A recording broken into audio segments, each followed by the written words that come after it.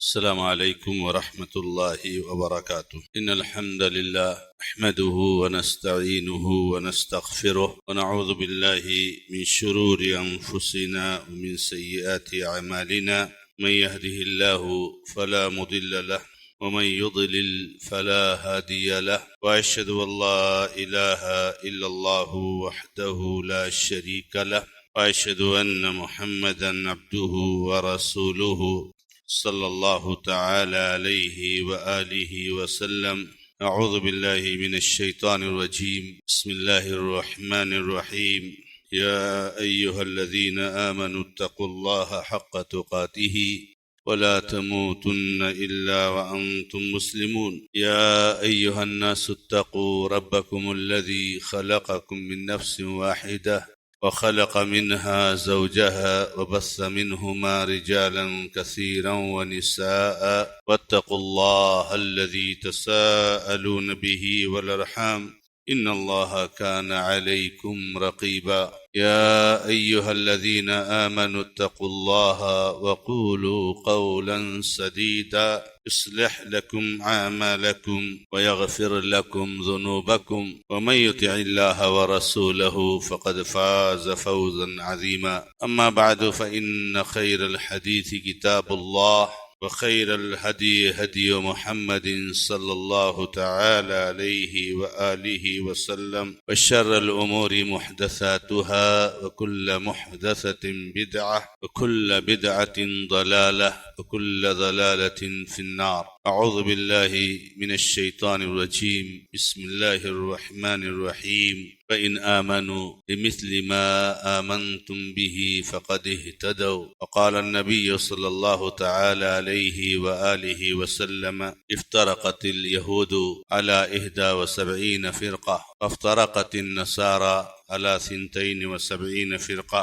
وستفترق أمتي على 73 فرقة كلها في النار إلا واحدة. قيل: ومن هي يا رسول الله صلى الله عليه وسلم؟ قال: هي الجماعة. وفي رواية قال: هي ما أنا عليه وأصحابي اليوم. معزز اور معقر علماء کرام، یہاں پر تشریف فرما معزز بزرگوں، نوجوان دوستوں اور عزیز بچوں، مرکز الدعوت الاسلامیہ والخیریہ کھیڑ کے زیر اہتمام زرعی جمعیت اہل حدیث رتنا گیری کے زیر سرپرستی آپ کا یہ ماہانہ مبارک پروگرام جو باقاعدگی کے ساتھ الحمدللہ انجام پذیر ہو رہا ہے، آج کا یہ درس بھی اسی سلسلے کی ایک کڑی ہے، جس کا موضوع ہے نوجوانوں میں منہجی انحراف، اسباب اور علاج۔ سب سے پہلے ہم موضوع کی وضاحت سمجھ لیں اور موضوع کا مطلب سمجھ لیں، کیونکہ ہمارے بہت سارے بھائی ایسے ہیں جو شاید کہ اس موضوع کو سمجھنے سے قاصر ہوں۔ نوجوان تو معروف ہے کہ انسان کی زندگی کے جو 3 عمومی مراحل ہیں، بچپن اور پھر نوجوانی اور پھر بڑھاپا، تو یہ نوجوانی کا جو حصہ ہوتا ہے اور نوجوانی کا جو مرحلہ ہوتا ہے وہ انسان کی زندگی کا سب سے قیمتی مرحلہ ہوتا ہے، اور اس امت کے لیے بھی نوجوان ریڑھ کی ہڈی کی حیثیت رکھتے ہیں۔ اگر نوجوان اس امت کا دیندار رہے، متقی رہے، پرہیزگار رہے، تو اس امت کی سچویشن اور حالت کچھ اور ہوگی۔ لیکن جب نوجوان بگڑ جاتا ہے تو وہاں بہت سارے مسائل کھڑے ہوتے ہیں۔ اسی لیے آپ نے حدیثوں میں اور خود قرآن کریم میں نوجوانوں کے تعلق سے بہت سارے ترغیبی واقعات اور بہت ساری ترغیب پر مشتمل حدیثیں موجود ہیں۔ ایک نوجوان کو اپنے آپ کو سنبھالے رکھنا چاہیے، یہ سنبھلا رہے گا تو پورا خاندان سنبھلا رہے گا۔ اللہ کے نبی علیہ السلام کی اس حدیث کو یاد کر لیجئے کہ جس میں نبی علیہ السلام فرماتے ہیں 7 قسم کے لوگ ایسے ہیں جن کو اللہ تعالیٰ اپنے عرش کے سائے میں جگہ دے گا جس دن کوئی سایہ نہیں ہو، سب لوگ تڑپ رہے ہوں گے۔ اس میں سے ایک خوش نصیب جو ہے وہ نوجوان ہے، شاب نشأ فی عبادت اللہ، یعنی وہ نوجوان جو اللہ تبارک و تعالیٰ کی عبادت میں پروان چڑھا۔ تو نوجوان کی بہت اہمیت ہے۔ منہج کو ہم اور آپ جانتے ہیں کہ منہج کیا ہے۔ منہج کے اگر لفظی اور لغوی معنی لے لیں تو طریقہ ہے۔ منہج کا مطلب کیا ہوتا ہے کہ اللہ تبارک و تعالی نے اپنے حبیب محمد رسول اللہ صلی اللہ علیہ وسلم کو رسالت سے سرفراز فرمایا۔ اللہ کے نبی علیہ السلام نے دین کو من وعن جیسے اللہ تعالیٰ نے نازل فرمایا تھا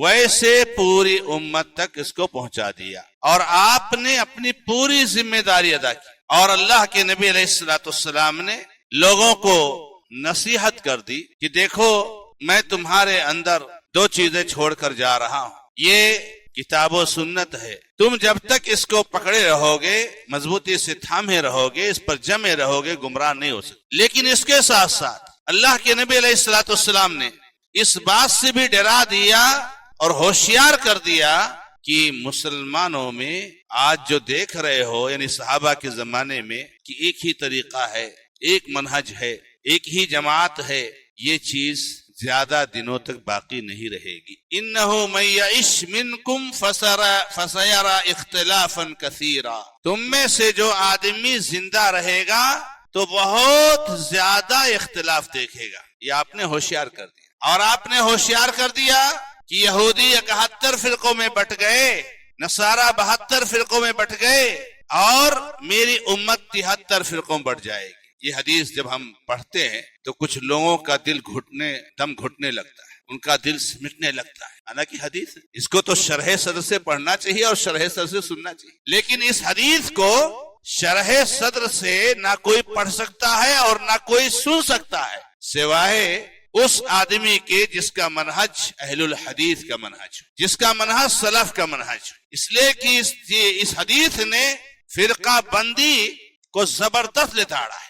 نبی صلی اللہ علیہ وسلم فرمایا 73 فرقوں بڑھ جائے، 73 فرقوں، یہ کافر نہیں، مسلمان، اپنے آپ کو مسلمان کہنے والے، تو 73 میں سے آپ نے کہا 72 جہنم میں جائیں۔ اب جب یہ حدیث ہم ترجمہ کرتے ہیں تو ہمارے بھائی کہتے جہنمی کہہ رہے، سب ہم نہیں کہہ رہے میرے بھائی، ہماری کیا مجال کہ کسی کو ہم جہنمی کہیں یا کسی کے جنتی کہیں، لیکن جب محمد رسول اللہ صلی اللہ علیہ وسلم کو اللہ تعالیٰ نے بتایا ہے، اور محمد رسول اللہ صلی اللہ علیہ وسلم نے صحابہ کو بتایا ہے، اور صحابہ نے تابعین کو بتایا ہے، اور محدثین کے ذریعے سے آج یہ حدیث ہم تک پہنچی، تو ہماری ذمہ داری ہے کہ ہم آپ کو بتائیں، اپنے بعد آنے والی نسلوں کو بتائیں۔ تو اس پر ناراض نہیں ہونا چاہیے، کیا ہونا چاہیے؟ اس پر اپنی زندگی پر غور کرنا چاہیے۔ ہم لوگ کیا کرتے ہیں کہ قرآن اور حدیث کی روشنی میں جب کوئی تقریر کرتا ہے تو ہم لوگ تقریر کرنے والے پر غصہ ہو، جیسے مان لو کسی نے بے نمازی کے بارے میں جو وعیدیں ہیں اس کو سنا دیا تو ہمارے بے نمازی بھائی ناراض ہو جاتے، کیا تم کو نہیں ملا تھا سوائے اس کے اور کوئی موضوع نہیں ملا تھا؟ اب بجائے اس کے کہ جو حدیثیں آپ نے سنی ہیں، آیتیں آپ نے سنی ہیں،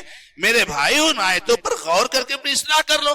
سود کھانے والے بھائی ہیں، سود کی مذمت میں حدیثیں سنائے تو وہ ناراض ہو جاتے ہیں۔ زناکاری میں پڑے ہوئے جو بھائی ہیں، زناکاری کی مذمت کی جائے وہ ناراض ہو جاتے ہیں۔ لوگ کی زمین جائیداد غصب کرنے والے جو بھائی ہیں وہ حدیثیں سنا وہ ناراض ہو جاتے۔ یہ طریقہ غلط ہے، ناراض کبھی نہ ہو جاؤ، کیونکہ اللہ کے نبی محمد رسول اللہ صلی اللہ علیہ وسلم کی حدیثیں پڑھی جا رہی ہیں، اور یہ حدیثیں ہیں ہی کہ ہمارے اندر جو کمیاں ہوتی ہیں اس کی اصلاح کریں۔ تو اللہ کے نبی صلی اللہ علیہ وسلم نے کہا کہ سارے کے سارے جہنم میں جائیں گے سوائے ایک جماعت۔ اب دنیا کی کوئی طاقت اگر ہے تو آئے 72 کو جنت میں داخل کر لے، کوئی نہیں داخل کر سکتا۔ جہنم میں جانا ہے تو جانا ہے، کچھ بھی کر ڈالو، ایڑی سے چوٹی کا زور لگا ڈالو، کچھ بھی ہونے والا نہیں۔ 72 کو جہنم میں جانا ہے تو جانا ہے۔ اللہ کے نبی علیہ السلام سے پوچھا گیا کہ یہ جماعت کون سی ہے، تو آپ نے کہا کہ یہ جماعت وہ جماعت ہے جو میرے اور میرے صحابہ کے طریقے پر چلنے والے ہوں۔ بیچارے سب اپنے گریبان میں جھانک کر دیکھتے ہیں تو کہتے ہیں کہ بھائی ہمارا تو طریقہ بھی الگ ہے اور نام بھی الگ ہے۔ صحابہ کرام کے زمانے میں یہ نام بھی نہیں موجود تھا، اور صحابہ کرام کے زمانے میں یہ طریقہ بھی نہیں موجود تھا۔ ہم کیا کر رہے ہیں اور صحابہ کیا کرتے تھے، اور ان کا نام کیا تھا، ان کا طریقہ کیا تھا، ان کی نسبت کیا تھی اور ہماری نسبت کیا ہے۔ تو میرے بھائیوں، اللہ کے نبی نے ڈرایا ہے منہج میں انحراف سے، اور وہاں بھی آپ نے ڈرایا، اور اس کا حل کیا بتایا وہاں پر کہ حل یہ ہے کہ فعلیکم بسنتی وسنت الخلفاء الراشدین المہدیین۔ اب دیکھو علیکم مانے کیا ہوتا ہے، علیکم مانے لازم پکڑ لو، ختم تھی بات کہ بھائی خلفائے راشدین، نبی صلی اللہ علیہ وسلم کا جو طریقہ، نبی صلی اللہ علیہ وسلم کی جو سنت، خلفائے راشدین کا جو طریقہ تھا اس کو پکڑ لو، کافی تھا۔ لیکن نہیں، کہا تمسکوا بہا وعضوا علیہا بالنواجذ، تین لفظ استعمال کیا ہے نبی صلی اللہ علیہ وسلم نے۔ آسان نہیں بنا جیسے لفظ کو پکڑنا، پکڑ لو اس کو نواجذ سے پکڑ لو۔ یہ جو سامنے والے دانت ہوتے ہیں نا، جیسے انسان مضبوط سے مضبوطی سے کوئی چیز پکڑتا ہے اس دانت سے پکڑ لو، چھوٹنے نہ پائے، اس لیے کہ چھوٹ جائے گا، مضبوطی سے تھام لو اس کو، کوئی بھی وقت آ جائے نہیں چھوٹنا چاہیے۔ تو میرے بھائیوں یہ منہج ہے کہ جو نبی صلی اللہ علیہ وسلم نے سکھایا اصحاب الصفہ کو، صحابہ کو، انہوں نے تابعین کو سکھایا، ان کا جو انداز تھا، وہ جو انداز پیش کیا، کیا صحابہ کرام کے زمانے میں درگاہ پرستی تھی؟ کیا صحابہ کرام کے زمانے میں تقلید پرستی تھی؟ کیا صحابہ کرام کے زمانے میں شخصیت پرستی تھی؟ کیا صحابہ کرام کے زمانے میں قرآن اور حدیث کو چھوڑ کر کسی اور کی طرف نسبت تھی؟ سوچئے۔ اس لیے اللہ تعالیٰ نے فرما دیا فَإِنْ آمَنُوا بِمِثْلِ مَا آمَنْتُمْ بِهِ فَقَدِ اهْتَدَوْا وَإِنْ تَوَلَّوْا فَإِنَّمَا هُمْ فِي شِقَاقٍ فَسَيَكْفِيكَهُمُ اللَّهُ وَهُوَ السَّمِيعُ الْعَلِيمُ۔ یہ بہت تاریخی آیت ہے۔ اس کے بارے میں کہا جاتا ہے کہ جب عثمان رضی اللہ تعالیٰ عنہ کو شہید کیا گیا تھا تو ان کے خون کے چھینٹے تلاوت کر رہے تھے، قرآن کی خون کے چھینٹے اس آیت پر پڑے۔ بتاتے ہیں لوگ کہ وہ آج بھی نسخہ موجود ہے ترکی کے میوزیم میں، واللہ عالم حقیقت کیا ہے، بہرحال بہت عظیم ہے۔ اللہ نے کہا کہ اگر یہ لوگ ایمان لے آتے ہیں جیسے اے صحابہ تم ایمان لائے ہو تو یہ ہدایت یافتہ ہو، یہ سیدھے راستے پر آ گئے۔ آج صحابہ معیار ہیں کہ ہمارا ایمان، ہمارا انداز، ہمارا طرز عمل کیا صحابہ کرام کی طرح سے ہے؟ اگر ہے تو ٹھیک ہے، آپ ہدایت یافتہ ہیں، لیکن اگر نہیں ہے تو وہ 1000 رکعت آپ جو ایک رات میں پڑھتے ہو نا، اس کو جان دو، کوئی فائدہ نہیں میرے بھائیو۔ ایک پیر پہ ایک قرآن ختم کرتے ہو تو دوسرے پیر پہ دوسرا قرآن ختم کرتے ہو، جان دو کوئی فائدہ نہیں۔ صحابہ کرام کے منہج پر اگر ہو، صحابہ کرام کے طریقے پر ہو، فقد اہتدوا تو ہدایت پا گئے، اور اگر اس سے اعراض کر لیا تو یہ لوگ اختلاف میں پڑ گئے، اللہ ان کے لیے کافی، دھمکی ہے یہ دھمکی ہے، کس کی دھمکی ہے؟ اللہ کہہ رہا ہے اللہ کافی ہے ان کے لیے۔ اور جو وعیدیں سنائی ہیں ان لوگوں کے بارے میں جو منہجی انحراف کا شکار ہوتے ہیں، اس کو سن کر کے آپ کے رونگٹے کھڑے ہو جائیں گے۔ میرے بھائی، میرا موضوع یہ نہیں ہے کہ میں آپ کو منہجی انحراف کی وعیدیں بتاؤں، مجھے اسباب بتا رہا ہے۔ تو میں یہ کہہ رہا تھا کہ جو وہ طریقہ تھا اللہ کے نبی علیہ السلام کا، صحابہ کرام کا، اس پر چلنا، اس کو منہج کہتے ہیں۔ اسی کو کہا جاتا ہے منہج سلف، یعنی صحابہ کرام کا طریقہ۔ اسی کو کہا جاتا ہے الجماعہ، اے الجماعہ التی، وہ جماعت جو صحابہ کرام کے طریقے پر چلنے والی ہے۔ جماعت سے مراد جماعت صحابہ ہے۔ ہمارے بھائی کہتے ہیں کہ مطلب جماعت کو لازم پکڑ لو، یعنی جو گاؤں میں جماعت ہوتی ہے نا، وہ درگاہ پرستی بھی کراتی ہے، وہ صوفیت کو پھیلاتی، نہیں، جماعت کو پکڑے رہو۔ اگر وہ کہے درگاہ پرستی کرو تو درگاہ پرستی کرو، کہ جماعت کو پکڑنا ہے۔ میرے بھائیو، جماعت سے مراد جماعت صحابہ کہ صحابہ کرام کی جماعت کو لازم پکڑو، تو یہ ہے منہج۔ اس میں انحراف کیسے ہوتا ہے؟ اب یہ بھی کیا مسئلہ ہے کہ ہم نوجوانوں کا منہجی انحراف کا مطلب اس سے ہٹ جانا، اس سے بھڑک جانا، اس پٹری سے اتر جانا، یہ انحراف ہے۔ اب یہاں پر یہ ہے میرے بھائیوں کہ اس کے اسباب کیا ہیں، تو اسباب اس کا کیا ہے، سبب اس کے کیا ہیں، کیوں یہ جو ہے کیا نام ہے منہجی انحراف ہوتا ہے؟ بھائی اتنی واضح حدیثیں ہیں اور اتنی صاف حدیثیں ہیں اور اتنی سخت وعیدوں پر مشتمل حدیثیں ہیں، پھر لوگ کیوں منہج کے انحراف کا شکار ہو؟ اللہ اکبر۔ اور منہجی انحراف جو شروع ہوا اللہ کے نبی صلی اللہ علیہ وسلم کی وفات کے بعد، ابوبکر صدیق رضی اللہ تعالیٰ عنہ کی خلافت پوری ہوئی اور عمر فاروق رضی اللہ تعالیٰ عنہ کی خلافت پوری ہوئی، شہید کر دیے گئے، اور عمر فاروق رضی اللہ تعالیٰ عنہ کو نبی صلی اللہ علیہ وسلم نے فتنے کے دروازے کے لیے باندھ قرار دیا، فتنے کے لیے باندھ قرار، جب تک یہ عمر فاروق رضی اللہ تعالیٰ عنہ، جب تک فتنے نہیں آ سکتے، جب تک منہجی انحراف کے لوگ شکار نہیں ہو سکتے۔ اور واقعی جب عمر رضی اللہ تعالیٰ عنہ کو شہید کیا گیا، اس کے بعد عثمان رضی اللہ تعالیٰ عنہ کا زمانہ آیا، اور عثمان رضی اللہ تعالیٰ عنہ کو جو شہید کیا گیا اتنے ظالمانہ طریقے سے کہ اگر یہ آدمی شہید کرنے کے لائق ہے، اور شہید کس نے کیا؟ مسلمانوں نے کیا، اپنے آپ کو مسلمان کہنے والے، اپنے آپ کو مسلمان کہنے والے۔ اور ایسا نہیں ہے کہ وہ ختم ہو گئے، ان کی نسلیں، ان کی اولادیں موجود ہیں آج بھی، روافظ کی شکل میں، شیعوں کی شکل میں، آج بھی موجود ہیں ان کی نسلیں، آج بھی موجود ہیں ان کی اولادیں، آج بھی موجود ہیں ان کے افکار۔ ایسا نہیں کہ ختم ہو گیا معاملہ. اور وہ بھی شہید کیا گیا کیسے؟ عثمان رضی اللہ تعالیٰ عنہ حوالہ دے رہے ہیں کہ تم لوگ مجھے شہید کیوں کرو گے؟ اللہ کے نبی صلی اللہ علیہ وسلم نے فرمایا کہ جب کوئی لا الہ الا اللہ محمد رسول اللہ کا اقرار کر لیتا ہے تو اس کا خون حرام ہو جاتا ہے، الا یہ کہ وہ زنا کرے، میں نے کبھی زنا نہیں کیا، یا مرڈر کرے، میں نے کبھی کسی کا قتل نہیں کیا، یا مرتد ہو جائے، میں الحمدللہ اللہ کے دین پر ثابت قدم ہوں، تم لوگ میرے قتل کے پیچھے کیوں پڑے ہوئے ہو؟ لیکن شہید کر دیا گیا میرے بھائی. تو میرے بھائیوں، یہ جو عثمان رضی اللہ تعالیٰ کے زمانے سے جو منہجی انحراف شروع ہوا، اس کو کہتے ہیں فلما وقعت الفتنہ. جب فتنہ واقع ہو گیا، اے قتل عثمان، یعنی عثمان رضی اللہ تعالیٰ عنہ کا قتل ہو گیا. تو یہ نبی علیہ السلام کے بعد ماشاءاللہ قرآن موجود ہے، ماشاءاللہ حدیثیں موجود ہیں، اور اس قرآن اور حدیث کے بارے میں اللہ کے نبی علیہ السلام کی واضح بات موجود ہے کہ ترکتکم علی المحجۃ البیضاء لیلھا کنہارھا لا یزیغ عنہا الا ہالک. اے لوگو، میں تم کو ایک دم صاف ستھری شریعت پر چھوڑ کر جا رہا ہوں. اس کی راتیں بھی دن کی تلے سے روشن ہے، یعنی اس میں کوئی پیچیدگی نہیں ہے. اس سے وہی گمراہ ہو سکتا ہے جس کو برباد ہونا ہے. میرے بھائی، آج ہمارا بھائی ڈاکٹر ہے، آج ہمارا بھائی انجینئر ہے، آج ہمارا بھائی ماشاءاللہ بزنس کا ماہر ہے، آج ہمارا بھائی کیا اور کیا کر رہا ہے، کیا اس کے پاس دماغ ہے، لیکن کہتا ہے مولانا نہ اختلاف ہے نہ مسلمانوں میں، کہ سمجھ میں نہیں آتا کہ حق کون. کیا اختلاف ہے بھائی؟ وہ لوگ درگاہ پر جا رہے ہیں، کہتے درگاہ پر چلو. وہ صحابہ کو گالیاں دے رہے ہیں، وہ کہتے ہیں صحابہ کو گالیاں دو. اور ایک چھوٹی سی جماعت ہے جو کہتی ہے کہ اللہ کے نبی علیہ السلام کے طریقے پر قائم رہو. ان کو سمجھ میں نہیں آتا حق کون سا. پتہ نہیں دماغ ڈاکٹری میں کتنا اونچا پہنچ گیا ہے، انجینئرنگ میں کتنا اونچا پہنچ گیا ہے، بزنس کے ایسے مائنڈ ہے ان کے پاس کہ دنیا جو ہے کیا نام ہے آشش کرتی ہے، لیکن ان کو توحید سمجھ میں نہیں آ رہا ہے.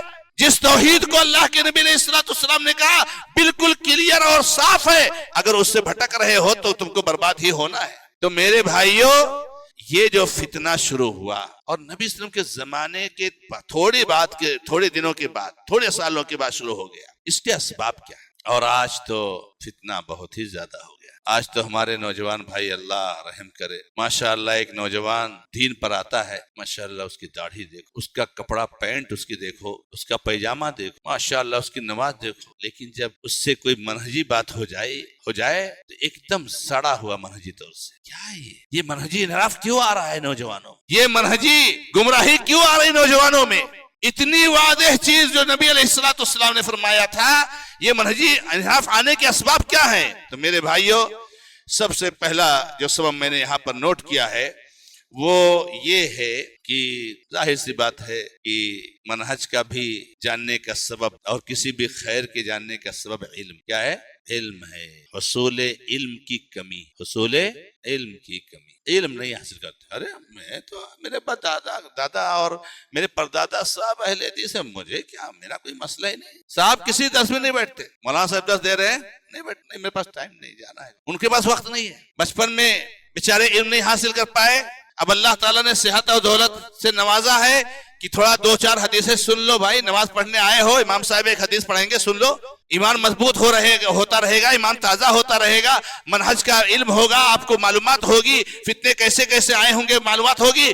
نہیں، ٹائم نہیں، وقت. ہمارے کچھ بھائی ایسے ہیں کہ شاید ان کو سالوں گزر جاتے ہیں، سالوں، کہ انہوں نے نبی صلی اللہ علیہ وسلم کی کوئی حدیث نہیں سنی. سالوں گزر جاتے، نماز پڑھتے ہو، علم کی ضرورت ہی نہیں سمجھتے. جبکہ میرے بھائیوں، علم ہی ذریعہ ہے.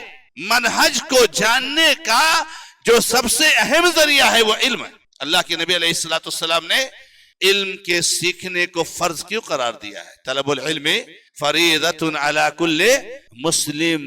قرآن کریم کا سب سے پہلا لفظ اقرا کیوں نازل ہوا ہے؟ اقرا بسم ربک، اپنے رب کے نام کے ساتھ پڑھو، علم حاصل کرو. علم ہی سب سے بڑا ذریعہ ہے. جب معلوم ہی نہیں رہے گا، اب یہ جو ہمارے بھائی کہتے ہیں کہ ہم کو سمجھ میں نہیں آ رہا ہے کہ کون سا حق پر ہے کون باطل پر ہے، کیوں؟ علم نہیں ہے. وہ کبھی بیٹھے نہیں درس دروس میں، انہوں نے علماء سے رابطہ نہیں رکھا، انہوں نے جو ہے علماء سے کبھی جو ہے کیا نام ہے کوئی کانٹیکٹ نہیں کیا، کتابوں سے جڑے نہیں. آج کتنے آسان ہو گئے وسائل، ذرائع کتنے آسان ہو چکے ہیں. لیکن علم حاصل کرنے سے انسان بہت دور ہے، بہت دور۔ مساجد میں جب درس شروع ہوتے ہیں مسجد بھری رہتی ہے، اذان ختم ہوئے، جماعت ختم ہوئی، تھوڑا سا اذکار پڑھے، اور جہاں امام صاحب نے کہا عن ابی ہریرہ رضی اللہ، بھاگو بھاگو بھاگو بھاگو، کون بھاگ رہا ہے بھائی؟ مسلمان۔ کس کا نام ہے؟ ابو ہریرہ کا نام ہے، بھاگو جلدی جلدی بھاگو۔ یہ کیوں انداز ہے بھائی؟ کیا پڑھا جا رہا ہے وہاں پر؟ وہاں کیا پڑھا جا رہا ہے؟ ابو ہریرہ کا نام آیا، قال رسول اللہ صلی اللہ علیہ وسلم، ارے رسول اللہ صلی اللہ علیہ وسلم کا نام آیا تو ویسے بیٹھ جانا چاہیے، ویسے ہی بیٹھ جانا چاہیے۔ جہاں اللہ کے نبی علیہ الصلوۃ والسلام کا نام لیا گیا، یہاں بھاگو بھاگو بھاگو۔ اور اگر کچھ تھوڑا سا دلچسپی دکھائیں گے بھی تو وہاں پر جہاں بزرگوں کے واقعات سنائے جاتے ہیں، جہاں بڑے بڑے لمبے لمبے اور بڑے تجربہ کار وظیفے بتائے جاتے ہیں، یہ کر لو تو وہ ہو جائے گا، وہ کر لو تو یہ ہو جائے گا، ایک کا بھی وجود نہیں قرآن حدیث میں۔ جہاں بزرگوں کے خواب بتائے جاتے ہیں، اللہ اکبر۔ ایک ویڈیو سن رہا تھا ایسے ہی، مطلب سوشل میڈیا کے ذریعے آگے ایک مقرر تقریر کر رہا ہے، اللہ اکبر، کیا ہو گیا ہے اس دنیا کو، کیا ہو گیا ہمارے مسلمان بھائیوں۔ غوث اعظم فرماتے ہیں میں نے جہنمیوں کی لسٹ دیکھی ہے، جہنمیوں کی لسٹ دیکھی ہے۔ کس نے؟ غوث اعظم نے۔ غوث اعظم حالانکہ ہے نہیں، ان کی زبان میں کہہ رہا ہوں، عبد القادر جیلانی پکے اہل حدیث تھے، کتاب و سنت کے علمبردار، موحد، توحید پرست۔ آج ان کا نام کتنا گندا کر دیا ہے لوگوں نے، کتنا بدنام کر دیا ہے۔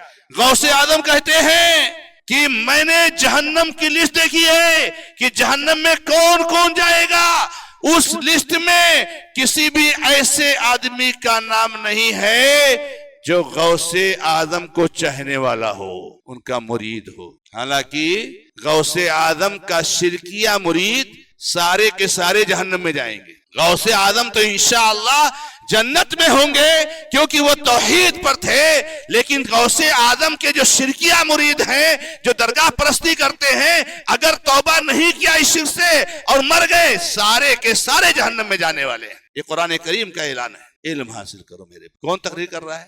مولانا صاحب تقریر کر۔ کون سن رہا ہے؟ آپ سن رہے ہو۔ کیا بول رہے ہیں؟ جہنم کی لسٹ دیکھی ہے؟ اللہ کے حبیب محمد رسول اللہ صلی اللہ علیہ وسلم نے لسٹ نہیں دیکھی۔ اللہ کے حبیب محمد رسول اللہ صلی اللہ علیہ وسلم کہتے ہیں کہ واللہ ما ادری وانا رسول اللہ ما یفعل بی ولا بکم۔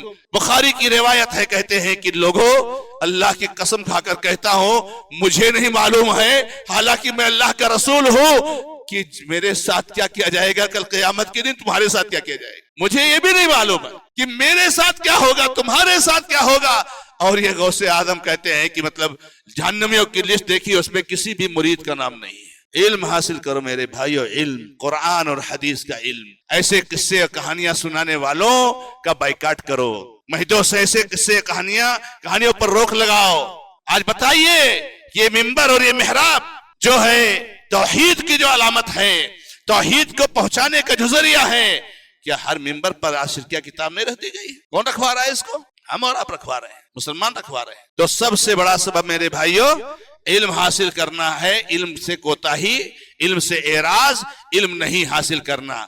اور دوسرا جو سبب ہے اللہ کے بندو کہ کچھ بھائی ہمارے علم حاصل کرتے ہیں لیکن چاہے جہاں پہنچ جاتے ہیں علم حاصل کرنے کی۔ امام شافعی رحمۃ اللہ علیہ کی بات کہوں آپ کو، العلم ما قال اللہ وما قال رسول وما سوا ذلک فهو من وسواس الشیطان۔ امام شافعی کہتے ہیں، امام شافعی کو بدنام کیا گیا، بہت نیک آدمی تھے، پکے اہل حدیث تھے، پکے اہل حدیث۔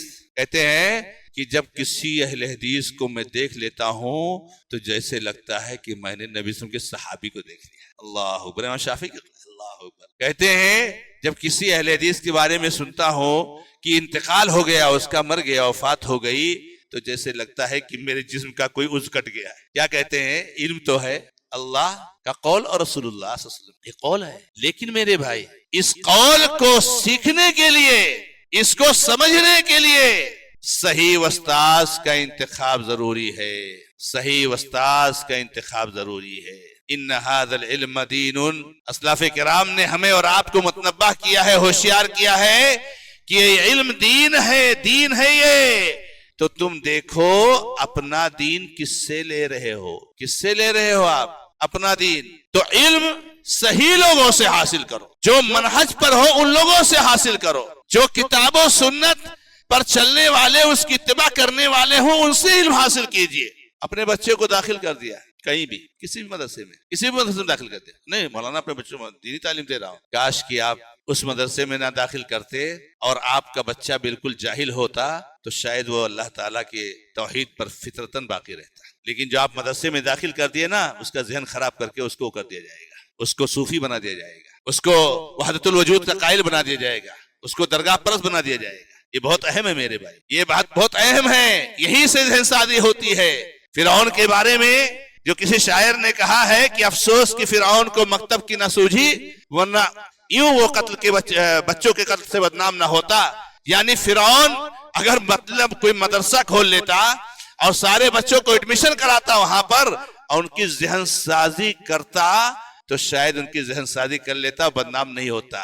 یہ بچوں کا ذہن بالکل واضح ہوتا ہے، صاف ہوتا ہے، اس میں جو چاہو آپ ڈال دو۔ اس لیے کہاں علم حاصل کرنا ہے، کس سے علم حاصل کرنا ہے، یہ میرے بھائیوں ہمارے لیے بہت ضروری ہے۔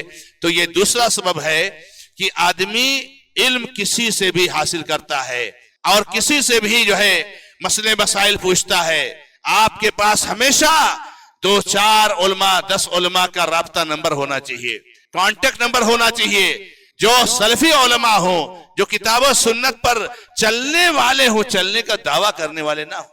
چلنے کا دعویٰ کرنے والے تو سب ہے میرے بھائیوں، سب ہے میرے بھائیوں۔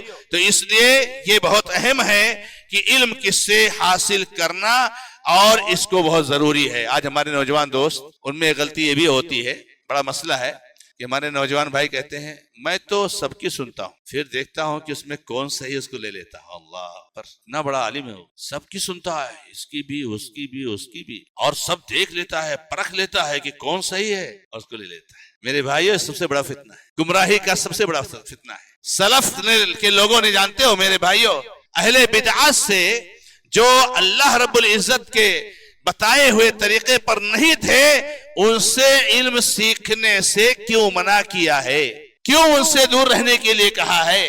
ان کی اصلاح کی جائے، ان کو دعوت دی جائے، ان تک اللہ کا پیغام پہنچایا جائے، نہ کہ ان سے علم سیکھا جائے۔ ان کے پاس علم ہے ہی نہیں۔ تو میرے بھائیو یہ منہج، یہ ہمارے نوجوان دوستوں کا کہنا کہ میں سب کی سنتا ہوں، یہ منہج سلف کے خلاف ہے، یہ بھی منہجی انحراف ہے میرے بھائیو۔ سب کی نہیں سننا ہے، یہ آپ یاد رکھیے، سب کی نہیں سننا ہے، ہمیں صرف ایک کی سننا ہے، اور وہ ایک کون ہے؟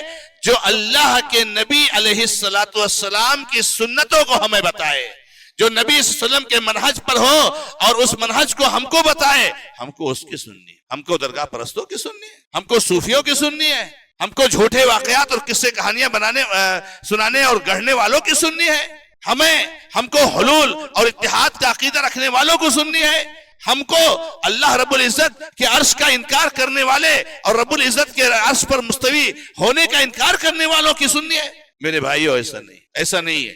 تو اس لیے ہمیں اور آپ کو لازمی طور سے صحیح لوگوں سے رابطہ ہونا چاہیے اور غلط لوگوں کے ساتھ نہیں بیٹھنا چاہیے۔ آپ کو معلوم ہے کہ غلط لوگوں سے کتنا ڈرایا گیا ہے، اور جو منہجی انحراف کے شکار ہیں ان سے کتنا زیادہ ڈرایا گیا ہے۔ یہاں پر میں نے اپنے کچھ واقعات لکھے ہیں کہ اسلاف کرام کتنا اہل بدعت سے دور رہتے تھے اور کتنا ان کے بارے میں محتاط رہتے تھے۔ ایوب السختیانی کا ایک واقعہ نقل کیا ہے، کس نے؟ ابن بطہ نے ابانہ الکبریٰ میں کی کتاب ہے، اس میں نقل کیا ہے۔ کہتے ہیں کہ ابو ایوب السختیانی رحمہ اللہ کو تابعی ہیں، کو ایک میت کے غسل کے لیے بلایا گیا، ایک میت کے غسل کے لیے بلایا گیا۔ تو وہ گئے لوگوں کے ساتھ غسل دینے کے لیے، جب اس کے چہرے کو کھولا تو اس کو پہچان لیا، اچھا یہ فلاں کا نہیں، آؤ تم لوگ غسل دو، میں غسل نہیں دوں گا، میں اس کو غسل نہیں دوں گا، کیونکہ اس کو میں نے ایک بار بدعتی کے ساتھ چلتے ہوئے دیکھا تھا۔ اللہ اکبر، بدعتی کے ساتھ چلتے ہوئے دیکھا تھا، میں اس کو غسل نہیں دیا، واپس غسل نہیں دیا۔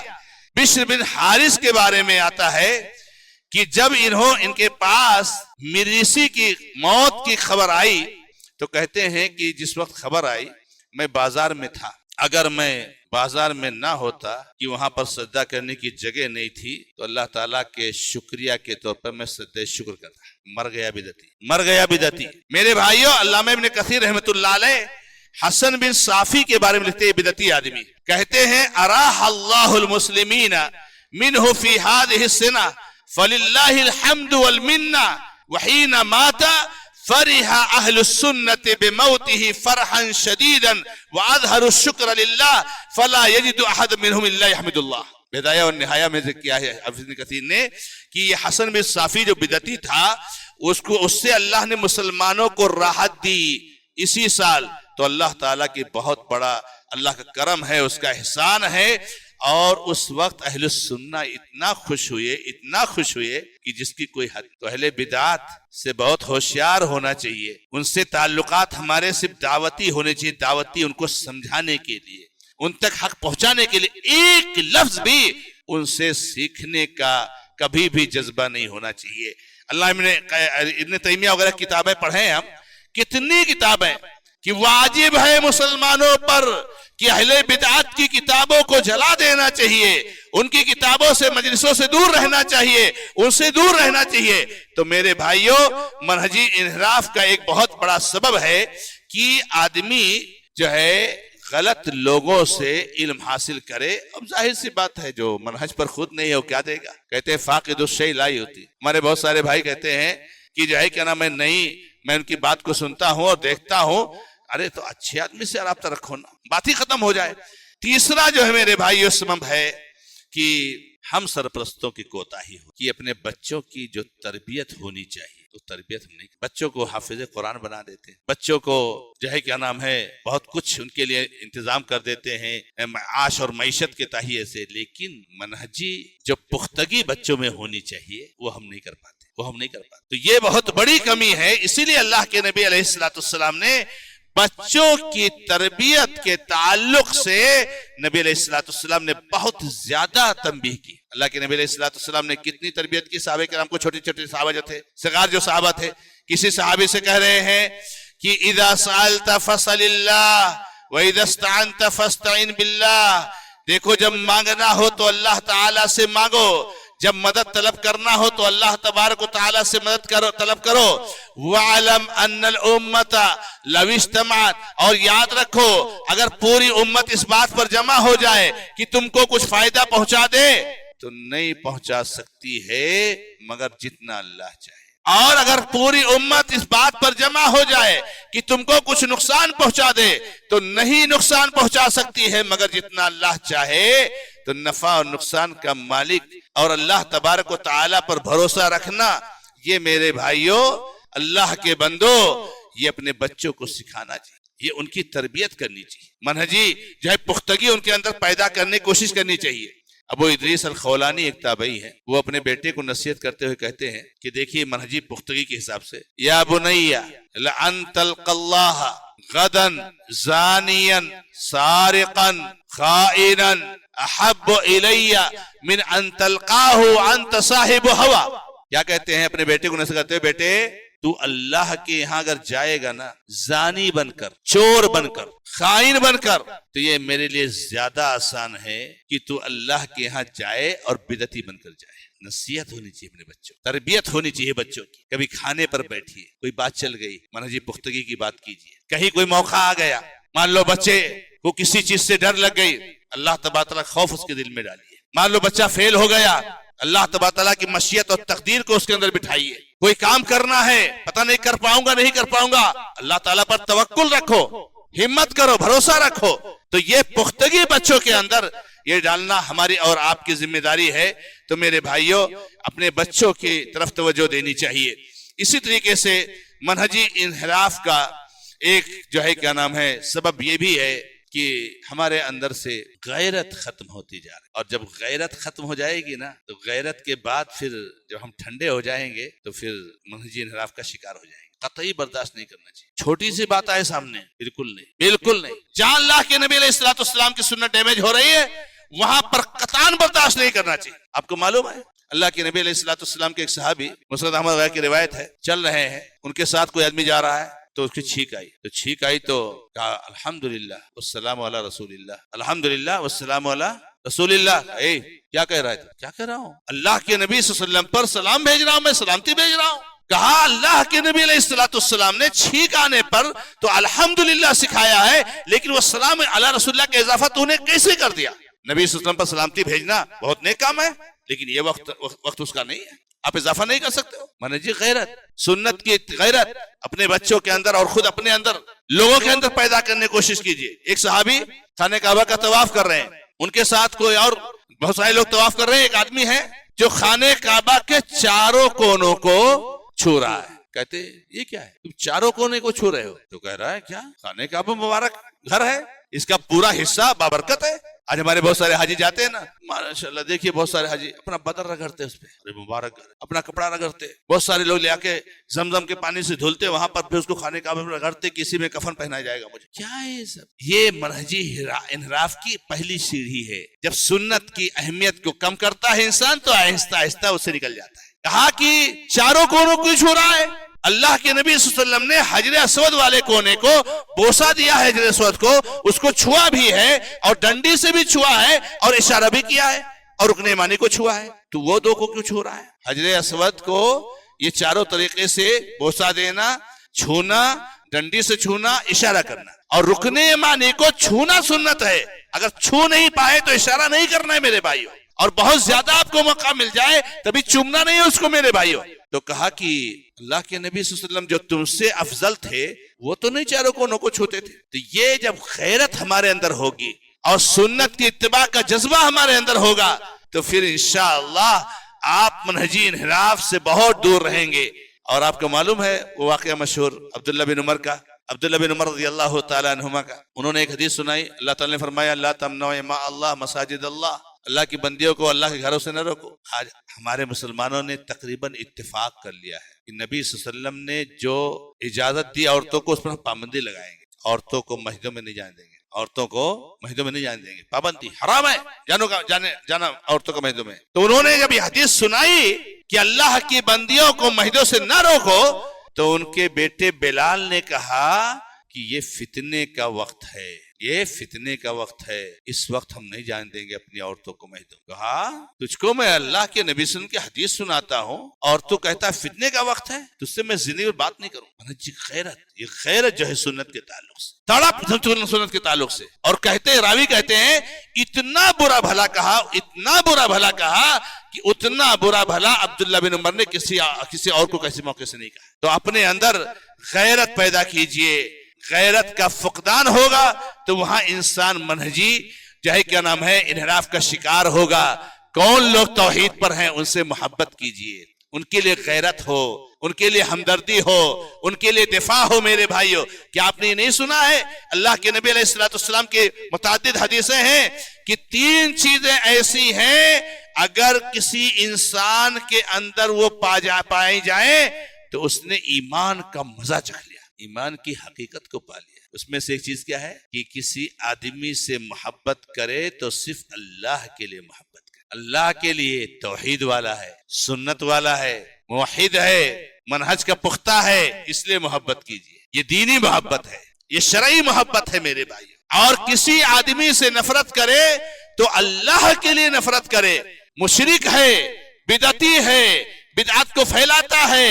آج ہمارے نوجوانوں کا بڑا مسئلہ یہ ہے کہ ہمارے بڑے بڑے علماء ماشاءاللہ، اللہ تعالیٰ ان سب کو جزائے خیر عطا فرمائے، واللہ علماء میرے بھائیوں کمی نہیں کرتے بیان کرنے میں۔ اور آج کل تو ماشاءاللہ تبارک اللہ علماء اکرام اپنی پوری ذمہ داری ادا کر رہے ہیں۔ وہ آپ کو اچھا لگے کسی کو برا لگے وہ ایک الگ چیز ہے، وہ پوری ادا کر رہے ہیں۔ اب ہمارے بہت سارے بھائی جو ہے کیا نام ہے ہوتے ہیں، اگر بڑے بڑے علماء ہیں کہتے بھائی کی فلاں عالم کی مت سنو، فلاں عالم کی تقریر مت سنو، فلاں عالم کی مجلس مت جاؤ، تو بجائے اس کے کہ اس مجلس میں نہ جائیں یہی ان پر ہی تان کرنے لگتے ہیں۔ کبار علماء بڑے بڑے علماء پر تان کرنے لگتے، ان کو بدعتی سے رابطہ چاہیے، یہ بدعتی کو نہیں چھوڑ سکتے ہیں۔ یہ اپنے سنت والے عالم کو چھوڑ دیں گے یا علماء کو چھوڑ دیں گے لیکن بدعتی کو نہیں چھوڑ پا رہے ہیں۔ یہ کون سا منہج ہے میرے بھائی کہ کبار علماء آپ کو کسی سے منع کر دیں اور آپ جو ہے کیا نام ہے زبردستی اس کی مجلس میں جائیں اور اس کی تقریروں کو سنیں، اور کیا کرتے ہیں ہمارے علماء کی نیت پر شک کرنے لگتے ہیں۔ کیا کرنے لگتے ہیں؟ نہیں، ان کو حسد ہے، جلن ہوتی ان لوگ۔ اعوذ باللہ، اعوذ باللہ، انما یخشی اللہ من عبادہ العلماء۔ اللہ رب العزت کے بندوں میں سے اگر کوئی حقیقت میں اللہ سے ڈرنے والا ہے اس روئے زمین پر تو یہ علماء کرام ہیں میرے بھائیوں۔ ان کے دلوں میں کسی کے لیے حسد نہیں ہوتی ہے، مگر ان کے دلوں میں جذبہ یہ ہوتا ہے، غیرت یہ ہوتی ہے کہ اللہ رب العزت کے شریعت کو اوپر بیان کیا جائے، واضح کیا جائے، بدعات کا قلع کما کیا جائے، بدعتیوں کے راز کو فاش کیا جائے، بدعتیوں کو ایسے لوگوں کو ڈرایا جائے تاکہ آپ کا ایمان محفوظ ہے۔ علماء جلن کے شکار ہیں، ان کو حسد ہے۔ تو میرے بھائیوں، یہ بہت اہم چیز ہے کہ غیرت ہمارے اندر ہونی چاہیے۔ اور اسی طریقے سے میرے بھائیوں، یہ بھی ایک منہجی انحراف کا شکار کا سبب ہے کہ انسان اس کی خطرناکی کو نہ سمجھے، اس کی خطرناکی کو نہیں سمجھ رہا ہے۔ ارے بھائی سب مسلمان ہیں، ارے سب جنت میں جائیں گے، چھوڑو ان لوگ، آپ کے کمرے میں بیٹھ کر کہنے سے ہوگا کیا؟ اب جو چاہو بولو گے۔ ابھی میں نے آپ کو حدیث سنائی ہے کہ نبی صلی اللہ علیہ وسلم فرماتے ہیں کہ 72 فرقے جہنم میں جائیں گے اور ایک فرقہ جنت میں جائے گا۔ 72 معاملہ معمولی ہے کیا وہ حدیث آپ نے نہیں سنی اللہ کے نبی علیہ السلام کی؟ آپ کو ایمان نہیں ہے بخاری کی حدیث پر؟ آپ اس کو سمجھتے نہیں ہو حق؟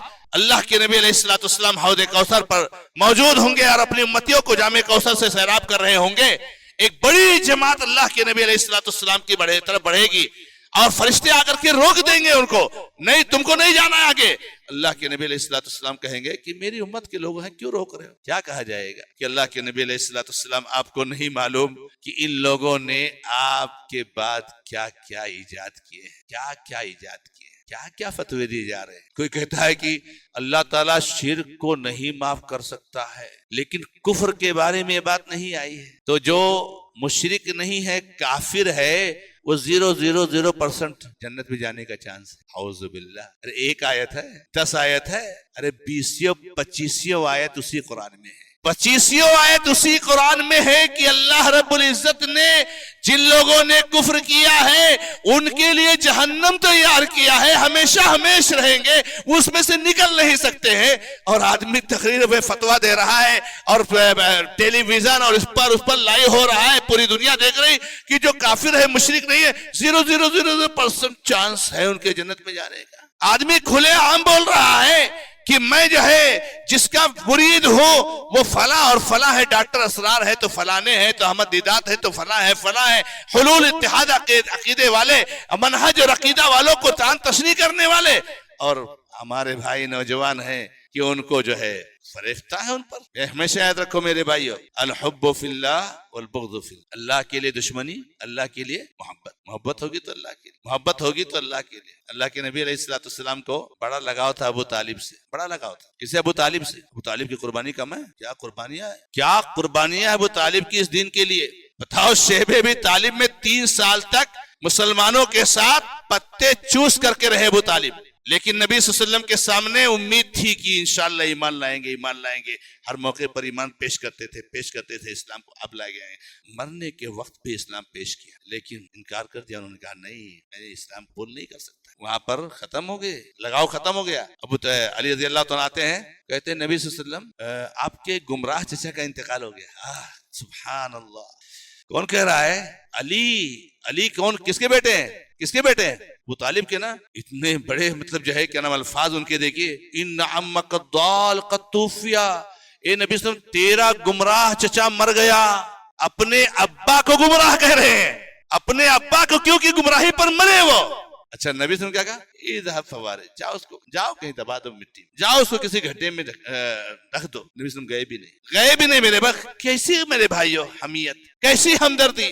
ہمدردی دین کے لیے ہوتی ہے میرے بھائیو، ہمدردی حق کے لیے ہوتا ہے میرے بھائیو۔ اور ہمیشہ یاد رکھنا کہ حق جو ہے کسی آدمی سے نہیں پہنچانا جائے گا، بلکہ کسی آدمی کی عزت ہوگی تو حق کی بنیاد پر ہوگی۔ ہم ان کی عزت کرتے کیوں؟ حق پر ہے، حق سے ہٹے خلاص ختم، کوئی محبت نہیں، کوئی موالات نہیں۔ ارے میرے بھائیو، ولا اور بڑا بڑی چیز ہے میرے بھائیو اسلام میں، نوجوانوں بڑی چیز ہے۔ ولا کسے کہتے ہیں؟ ولا اہل توحید سے دوستی، اہل توحید سے لگاؤ، اہل توحید سے محبت، اہل توحید سے ہمدردی۔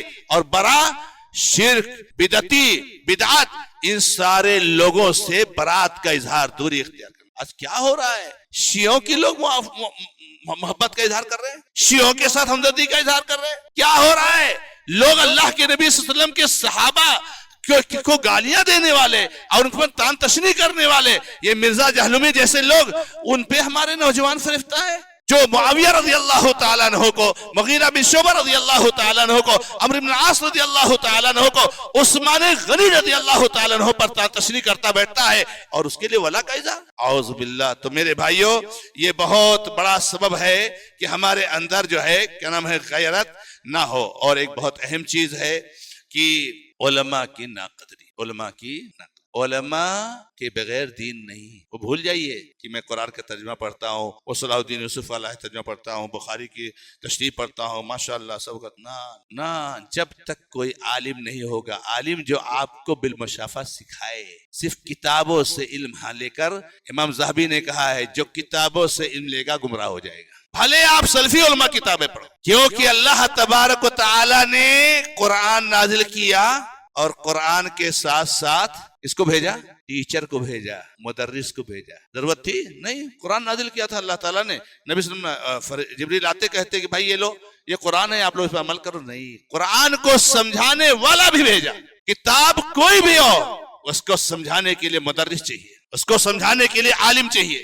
تو علماء کی ناقدری، علماء کے بغیر دین کا قیام ناممکن ہے میرے بھائیوں۔ کیا اللہ تبارک تعالیٰ نے نہیں فرمایا کہ ان اللہ لا يقبض العلم بقبض ان اللہ لا يقبض العلم من صدور الرجال ولكن يقبض العلم بقبض العلماء؟ یعنی مطلب اس کا یہ ہے کہ اللہ تبارک تعالیٰ علم کو لوگوں کے سینوں سے نہیں چھینے گا، علم کو علماء کو وفات دے کر کے ختم کرے گا۔ یہاں تک کہ علماء نہیں بچیں گے، لوگ جاہلوں کو سردار بنا لیں گے تو خود بھی گمراہ ہوں گے، دوسروں کو بھی گمراہ کریں گے۔ علماء کی قدر کرو، ان العلماء ورثۃ الانبیاء۔ نبی صلی اللہ علیہ وسلم کا کام کیا تھا؟ کتاب کو سمجھانا، کتاب کو سمجھانا۔ اب یہ وراثت کس کے پاس آئی ہے؟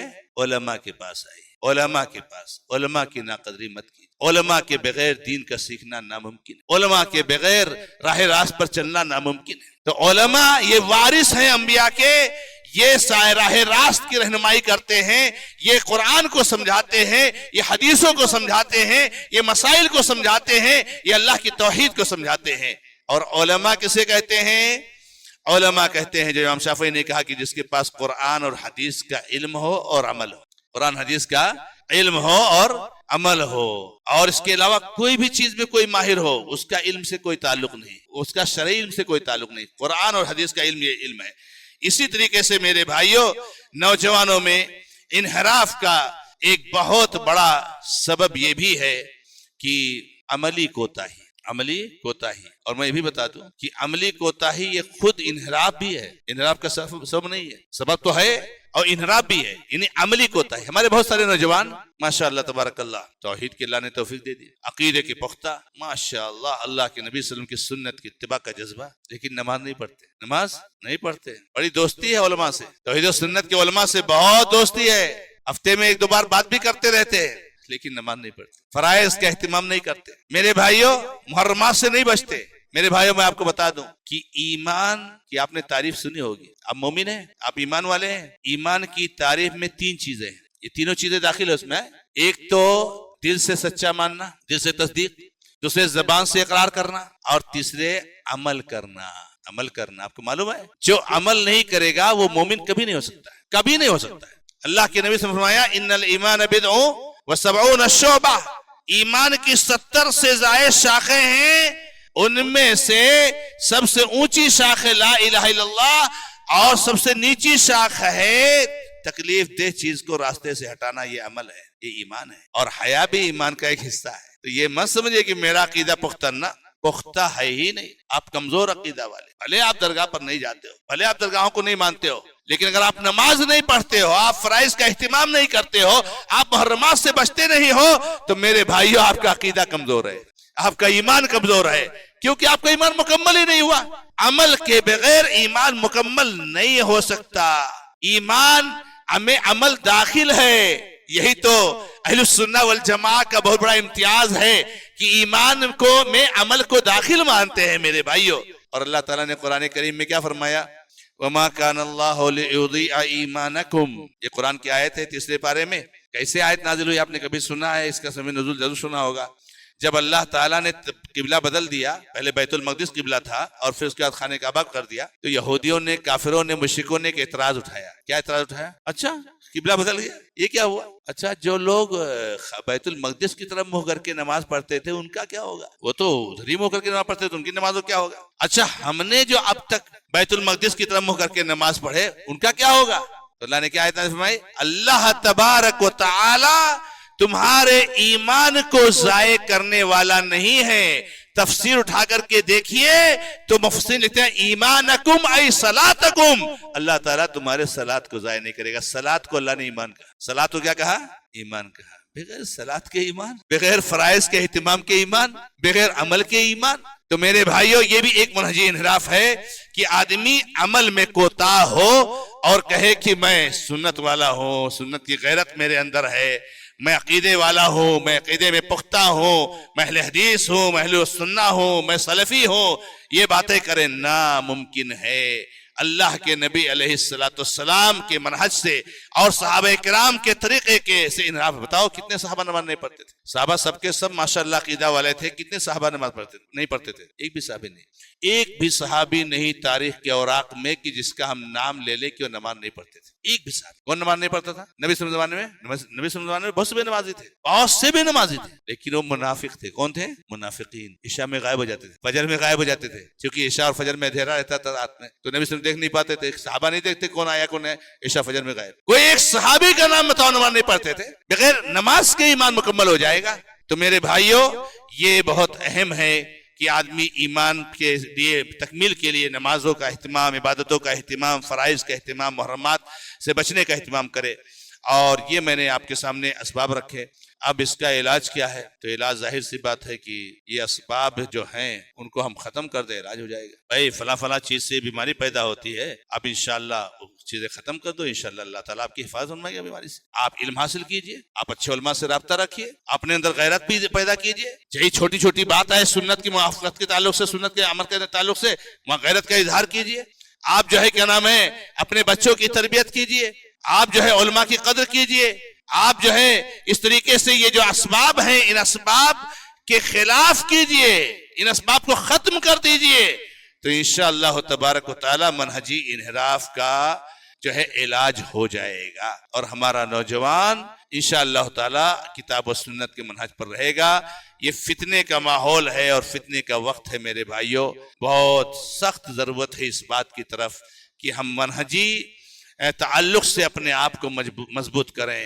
آج کتنے لوگ اللہ اکبر، اب تو بات ختم کر دی۔ ایک وقت تھا کہ بات ہوتی تھی کہ بھائی یہ دیوبندی ہے یا صوفی ہے یا درگاہ پرست ہے اور یہ فلانے ہیں۔ اب تو بات ہو گئی جو نہ اپنے آپ کو درگاہ پرست کہتے ہیں، نہ اپنے آپ کو دیوبندی کہتے ہیں، نہ صوفی کہتے ہیں، اپنے آپ کو کتاب و سنت پر چلنا، اور کتنے مناہج انہوں نے اختیار کر، کتنے فتنے پیدا ہو گئے، کتنے مسائل پیدا، کس کے لیے موالات ہو رہی ہے، کس کے لیے ولا کا اظہار ہو رہا ہے، کس سے برات کا اظہار ہو رہا ہے، ایک موحد اچھے عالم سے برات کا اظہار ہو رہا ہے، ایک غلط بیان کرنے والے بدعتی عالم سے اور بدعت کی ترویج کرنے والے عالم کے لیے ولا کا اظہار ہو رہا ہے۔ یہ تو عجیب و غریب معاملہ ہے۔ اللہ کے نبی علیہ السلام نے اسی کو حدیثوں میں کہا تھا، بادروا بالاعمال فتنا كقطع الليل المظلم يصبح الرجل مؤمنا ويمسي كافرا ويمسي مؤمنا ويصبح كافرا يبيع دينه بعرض من الدنيا۔ لوگو جلدی جلدی عمل کر لو، جلدی جلدی عمل کر لو، سیفٹی کر لو، تیاری کر لو ان فتنوں کے آنے سے پہلے کہ یہ فتنے اتنے خطرناک ہوں گے کہ رات کی گھٹا ٹوپ تاریکی کی طرح سے اندھیرے والے ہوں گے، سمجھ میں نہیں آئے گا پیچیدہ۔ کبھی آپ تنہائی میں کمرے میں بالکل بند کر دیجئے تو اندھیرا کیسے لگتا ہے، کچھ سمجھ میں نہیں آتا۔ اتنے خطرناک ہوں گے کہ صبح آدمی مومن ہوگا اور شام کو کافر ہو جائے گا، شام کو مومن ہوگا صبح کافر ہو جائے گا، اپنے دین کو تھوڑے سے دنیاوی فائدے کے لیے بیچ دے گا۔ میں تو تعجب کرتا ہوں ہمارے نوجوانوں کی ایک جماعت آج شکیل بن حنیف جیسے دجال، جیسے شیطان، جیسے ملعون، جیسے مردود، اس کے پیچھے جا رہے ہیں۔ داڑھی والا نوجوان، کپڑا ٹکنے سے اوپر رکھنے والا نوجوان، جو ملعون یہ کہتا ہے، کبھی کہتا ہے کہ میں مہدی ہوں، تو کبھی کہتا ہے میں عیسیٰ ہوں علیہ السلام، کبھی کچھ کہتا ہے، کبھی کچھ کہتا ہے، اور ہمارے نوجوانوں کی ٹیم اس کے پیچھے پڑی ہوئی ہے، ہمارے نوجوان اس کے پیچھے جا رہے ہیں۔ یعنی اتنا معاملہ دھیرا ہو گیا، اتنا معاملہ پیچیدہ ہو گیا۔ ارے اس کا نام دیوس کا، ملعون کا شکیل بن حنیف ہے۔ امام مہدی جو آنے والے ہیں ان کا نام محمد ابن عبداللہ ہوگا۔ اتنی سمجھ میں نہیں آتی۔ اب ہم سوچتے ہیں کہ ہم ایک وقت سوچتے تھے کہ اللہ کے نبی صلی اللہ علیہ وسلم دجال کے بارے میں فرمایا ہے کہ دجال آئے گا، دیکھو اس کی یہ صفات ہوں گی، اور اس کے پیشانی پر کافر لکھا ہوگا، کافارہ لکھا ہوگا، لیکن ایک بڑی جماعت مسلمانوں کی اس کے پیچھے جائے گی۔ تو ہم سوچتے تھے کہ کافر لکھا ہوگا، اور نبی صلی اللہ علیہ وسلم نے ساری نشانیاں بتا دی ہیں، اس کا پہچان بتا دیا، اتنا بڑا ہوگا، اس کا چہرہ ایسا ہوگا، اس کے ہاتھ پیر ایسے ہوں گے، اس کی شکل ایسی ہوگی، اس کے بال ایسے ہوں گے، سب پوری تفصیل موجود ہے۔ پھر کیسے لوگ پیچھے بھاگے؟ اب یہ سمجھ میں آ گیا کہ لوگ جانتے ہیں کہ مہدی کا نام محمد بن عبداللہ ہوگا، اور یہ دیوس کہتا ہے میں مہدی ہوں، اور اس کا نام شکیل بن حنیف۔ ہزاروں کی تعداد میں اس کے پیچھے بھاگ رہے ہیں، ہزاروں کی تعداد اس کے مرید بنے ہوئے ہیں۔ اور ہمارے علاقے میں بھی، کوکن میں بھی میرے بھائیوں، ابھی تو کچھ ظاہر نہیں ہوا ہے، لیکن مجھے ایک ساتھی نے بتایا، 2 منٹ میں ختم کر دوں، مجھے ایک بار میں نے درس دیا اثر میں اسی شکیل بن حنیف کے تعلق سے، تو اتفاق سے ایک آدمی اثر بعد مجھ سے ملا، بولا مولانا میں آ رہا تھا بمبئی سے، بس میں بیٹھا تھا، تو بس میں میرے پاس 2-3 لوگ بیٹھے تھے، تو ایسے بات کرنے لگے شکیل بن حنیف کے بارے میں، تو میں بہت غصہ ہو گیا، اور میری اس سے لڑائی جھگڑا بھی ہو گئی، لیکن اس نے کہا کہ ہم لوگ کوکن کے علاقے میں کام کر رہے ہیں، بورلی شری وردھن ادھر جانے والے تھے، اور ایک علاقے میں کام اچھا ہو رہا ہے، آپ کسی دن دیکھیں گے رزلٹ ظاہر ہوگا۔ تو میرے بھائیوں، نوجوانوں، ہوشیار رہو، اپنے دین کی حفاظت کرو، اپنے منہج کی حفاظت کرو۔ اللہ رب العزت سے دعا کرتا ہوں کہ رب العزت ہمیں اور آپ کو سب کو منہج انحراف سے محفوظ رکھے۔ اللہ تعالی ہمارے نوجوانوں کی حفاظت فرمائے۔